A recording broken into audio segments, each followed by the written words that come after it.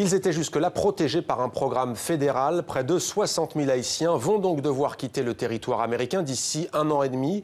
Des immigrés qui vivaient aux États-Unis depuis le tremblement de terre qui a ravagé Haïti en 2010, il y a 7 ans. Cette décision de Donald Trump est suivie de très près par le Canada, où l'on retrouve notre correspondante à Montréal, Catherine François. Bonjour Catherine. Quelles sont les réactions à ce sujet au Canada, au juste ? Mohamed, ici, on se demande finalement si on ne va pas assister à un bis repetita de ce qui s'est passé cet été.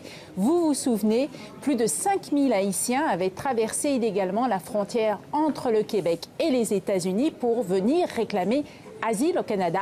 Ils étaient dans l'attente, si vous voulez, de cette décision de l'administration Trump. Eh bien, maintenant, cette décision, elle est officielle. Il y avait tellement de demandeurs d'asile, finalement, qu'il a fallu ouvrir des centres d'accueil ici à Montréal. Et même le stade olympique s'était transformé en refuge pour ces demandeurs d'asile pour la première fois de son histoire. L'armée canadienne également, qui avait installé des tentes pour accueillir ces demandeurs d'asile. Et ce flux s'était tari à la fin de l'été. Pourquoi? Parce que le Canada avait mené une campagne d'information auprès de la communauté haïtienne à New York et à Miami pour leur faire comprendre que ce n'est pas parce qu'ils allaient traverser illégalement la frontière et demander asile qu'ils allaient l'obtenir. Et concrètement, Catherine, est-ce que le Canada, le gouvernement de Justin Trudeau, se prépare actuellement ?